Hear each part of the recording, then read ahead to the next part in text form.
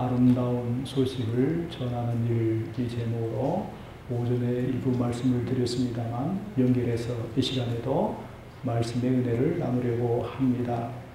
우리 사람들에게 필요한 것은 좋은 소식, 아름다운 소식이라고 했죠. 그 어느 누구도 이 세상을 살아가면서 슬프고 가슴 아픈 소식을 듣기 원하는 사람은 없습니다. 우리 모두가 다 아름다운 소식을 기대하면서 기다리면서 살아가는 것이죠. 아름다운 소식이 무엇이냐 그랬을 때 사람마다 대답이 다를 겁니다. 그러나 우리 믿음의 사람들에게 있어서는 분명하죠. 그것은 생명을 살리는 소식입니다. 죽음을 앞둔 사람들에게 생명을 얻을 수 있다고 하는 소식만큼 아름다운 곳은 없다 그랬죠. 사실 우리 믿음의 사람들 입장에서 보면 믿지 않는 비신자들에게 필요한 것은 영생의 소식입니다. 오늘 본문의 앞부분 오전에 쭉 살펴보았지 않습니까? 지금 아람의 왕이 사마리아를 포위하고 있습니다. 그 상황이 얼마나 극심한지 심지어는 자기 아들을 잡아먹는 이런 굶주림에 허덕이고 있는 상황이죠. 그들 스스로 아무것도 할 수가 없습니다. 힘이 없죠. 능력이 없습니다. 아람 군대가 둘러싸고 있기 때문에 도저히 어떻게 해볼 수가 없는 거죠. 그냥 시간이 가면 굶어 죽는 겁니다. 이런 상황, 절망의 상황이죠. 그들에게 아름다운 좋은 소식이 무엇이겠습니까? 사는 것 아니겠습니까? 배고픔을 해결하는 배부름 아니겠습니까? 이러한 아름다운 소식, 이 시대에 우리가 믿지 않는 자들에게 전해줘야 할 소식이라고 말씀드렸습니다. 사실 이 세상에 사는 사람들 겉으로 보기에 화려합니다. 우리보다 잘 사는 것 같고 뭔가 우리보다 더한 것을 누리는 것 같습니다만 우리는 압니다. 진리를 압니다. 그들은 죽어가는 사람들입니다. 그리고 그들에게 필요한 것은 돈도 아니고 건강도 아니고 무엇보다도 생명의 복음이라고 하는 것을 우리가 잘 알고 있습니다. 그러므로 우리는 아름다운 소식이 생명을 살리는 소식이다. 우리가 이 땅에서 잘 먹고 잘 살고 성공하고 이런 것이 아니라 그 이전에 근본적으로 우리 인생의 문제를 해결하는 영혼의 구원의 문제다 하는 것을 기억을 해야 되고요. 또 아름다운 소식과 관련해서 우리 믿음의 사람들에게 필요한 소식이라고 말씀을 드렸죠. 이사야 40장 9절 말씀을 말씀드렸습니다만 이스라엘 백성들이 하나님 앞에 범죄해서 바벨론 포로로 끌려갔습니다. 그때 하나님께서는 그들의 회복을 약속을 하셨죠. 우리 믿음의 사람들이 믿음대로 산다고 하지만 우리가 연약하고 부족해서 하나님의 징계로 인한 절망 가운데 고난 가운데 처할 수가 있습니다. 이때 좋은 소식이 무엇이겠습니까? 그것은 우리를 회복시킨다는 하나님의 은혜의 언약이죠. 이것이 아름다운 소식 아니겠습니까? 그래서 우리가 서로 믿음의 삶을 살면서 믿음이 좋은 분들이, 연약한 분들에게 하나님의 위로와 하나님의 언약의 축복의 말씀을 전하는 것, 이것도 아름다운 소식이다 말씀을 드렸습니다. 사실 아름다운 소식이라고 하는 것은 그 사람에게 필요한 그들의 영혼을 세워주고 마음을 위로하는 말이라고 볼 수도 있습니다. 빌리 그레엄 목사님이 미국의 지도자들과 좋은 관계를 유지하고 있는데요. 닉슨 대통령이 닉슨 게이트에 걸려서 이제 사임을 하게 될 때에 공중에 비행기를 띄웠다고 그럽니다. 경비행기를 띄워서 백악관 주위를 비행하게 했는데 그게 현수막을 달았고 현수막의 내용은 하나님은 당신을 사랑하십니다. 그리고 우리도 당신을 사랑합니다. 닉슨 대통령이 물러났죠. 그리고 병에 걸렸습니다. 아내에게 죽고 싶다고 이야기할 정도로 우울증에 시달렸는데요. 이때는 또 빌리 그레엄 목사님의 부인 되신 루이 그레이엄이 경비행기를 띄워서 역시 마찬가지로 메시지가 달린 현수막을 보여주었습니다. 거기에도 역시 하나님은 당신을 사랑합니다. 그리고 우리도 당신을 사랑합니다. 그런 글이 써 있었는데요. 나중에 닉슨이 고백하기를 그 메시지가 나에게 힘이 되었다. 나를 다시 일으켰다. 이런 고백을 했습니다. 우리에게 필요한 메시지, 그것은 아름다운 소식이고 우리를 회복시키는 하나님 은혜의 말씀, 격려의 말씀, 이런 것들이라고 볼 수가 있지요. 그리고 두 번째 제가 말씀드린 것이 하나님의 은혜의 소식이라고 말씀드렸습니다. 그 모든 것이 하나님의 은혜로 되었다는 거죠. 사마리아 성에 포위되어 있는 사람들, 그들이 할 수 있는 것은 아무것도 없었습니다. 그 무엇도 없었죠. 그런데 하나님께서 하시지 않았습니까? 6절에 보면 하나님께서 아람 군대로 하여금 혼란스럽게 해서 잘못 듣고 이제 그들이 스스로 도망가도록 한 것을 볼 수가 있습니다. 그래서 하나님께서 하셨다 이렇게 말씀을 하죠. 우리의 아름다운 소식, 이것은 하나님이 하시는 것이다. 하나님 은혜로 된 것이다. 이런 말씀을 드렸습니다. 그렇기 때문에 우리가 할 수 있는 일은 내가 무엇인가 노력하고 애쓰고 수고하는 것이 아니고 단지 하나님의 은혜의 약속의 말씀을 믿음으로 신뢰하고 아멘으로 받는 것이다. 이것이 아름다운 소식의 중요한 핵심이다 하는 것을 말씀을 드렸습니다. 그리고 전하는 자의 마음가짐에 대해서 말씀을 드렸습니다. 세 가지를 말씀드렸죠. 하나님의 구원의 은혜를 체험한 사람들이어야 된다 그랬습니다. 이 4명의 나병 환자들, 다른 사람은 알지 못하지만 그 풍성한 아람 진영의 현장에서 마음껏 먹고 마시고 또 금은 보화를 취하고 하는 것들을 통해서 그 풍성함을 마음껏 누렸지 않습니까? 그러한 풍성함을 체험하니까 야, 이렇게 좋은데 이걸 우리만 누려서 되겠느냐? 그래서 우리가 벌 받을 것이다. 가서 전하자. 그렇지 않습니까? 우리가 아름다운 소식을 전하려면 우리 자신이 먼저 그 소식을 받고 또 그 소식 안에서 하나님의 은혜를 누리며 살아야 될 것입니다. 그리고 사명감이 있어야 된다고 그랬습니다. 사명감. 아무리 좋은 소식도 사명감이 없으면 전할 수가 없지요. 허드슨 테일러가 그런 얘기를 했습니다. 참된 신앙은 예배에서 나오지만 진정한 복은 나눔에서 나타난다. 우리가 복음을 전하고 좋은 소식을 나누는 것, 이것은 우리가 복을 받는 비결이기도 하고 또 우리가 주신 사명을 감당하는 일이 되기도 하지요. 로베로 장군이라고 하는 영화가 있습니다. 여러분 거기 보면 이제 저항운동을 사람들이 잡혀서 사형을 당하게 되는데 어떤 사람이 소리쳤습니다. 나는 전혀 저항운동을 한 바가 없습니다. 나는 그저 장사하고 먹고 살기에 최선을 다했을 뿐이지 한 번도 저항운동에 동참한 사실이 없습니다. 그런데 왜 내가 죽어야 됩니까? 하고 고래고래 소리를 질렀습니다. 그때 그 옆에 있던 한 사람이 그런 얘기를 했습니다. 당신은 죽어도 마땅하다. 전쟁이 5년이나 계속되었고 수백만 명의 사람들이 무참하게 피 흘렸고 조국과 민족이 멸망치전에 놓였는데 당신은 아무 일도 하지 않았다. 그 하나 때문이라도 죽어 마땅하다. 그런 얘기를 했습니다. 우리가 복음을 전한다고 하는 것은 하나님이 주신 사명이죠. 주님 우리에게 분부하신 명령입니다. 그렇기 때문에 우리는 그 사명을 결코 회피해서는 안 되고요. 그 사명감을 가지고 그 사명감을 깨닫고 복음을 전해야 된다는 거죠. 그리고 장애를 극복해야 된다. 그런 말씀을 드렸습니다. 우리가 복음을 전하고 또 다른 사람을 세워서 이루어 나가기 위해서는 여러 가지 장애들이 있다고 그랬죠. 본문에도 보면 이제 전 후반에 많은 장애들이 있습니다.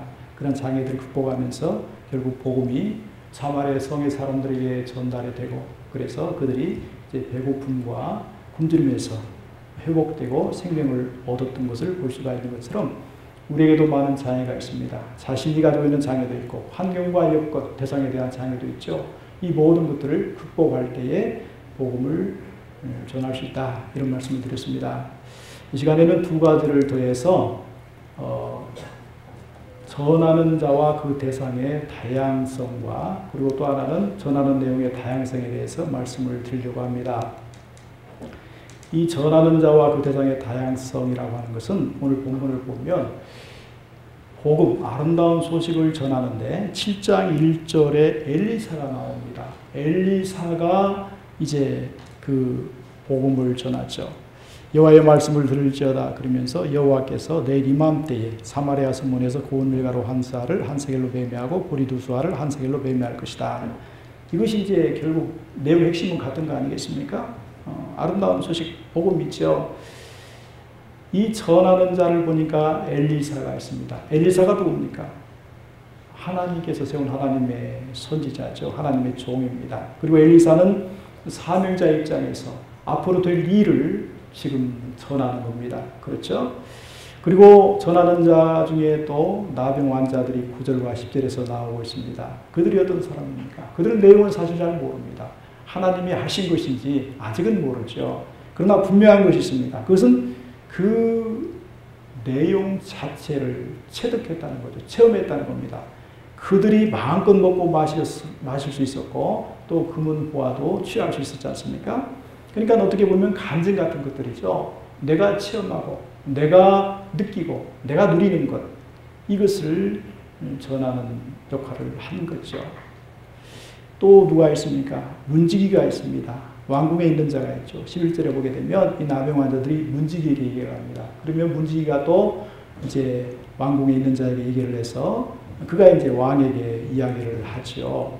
이것은 어떻게 보면 단순한 전달이죠.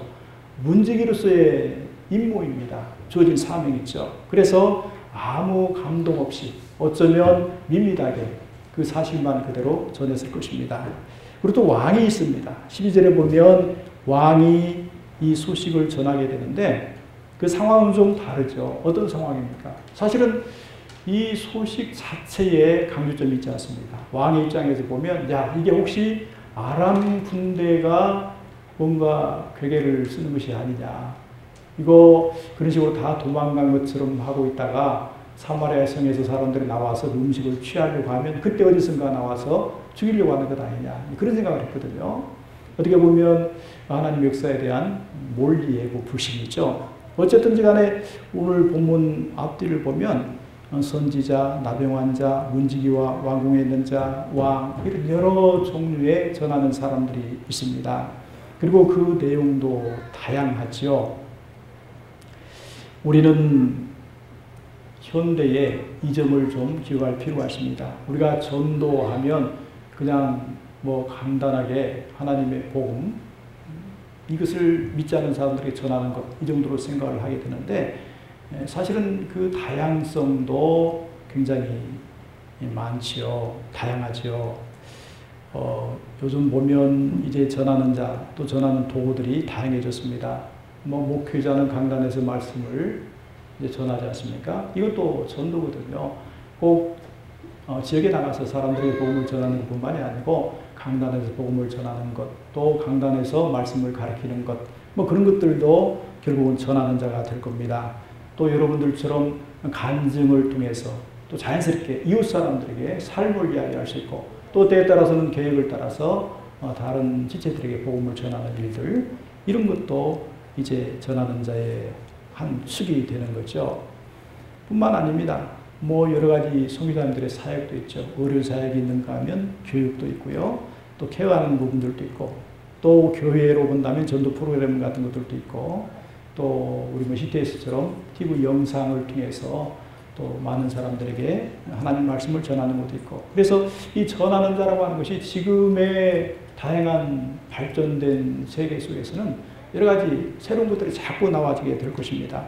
그래서 사실은 이 영상 선교의 중요성이 더욱더 강조되지 않는가 그런 생각도 하게 되는데요.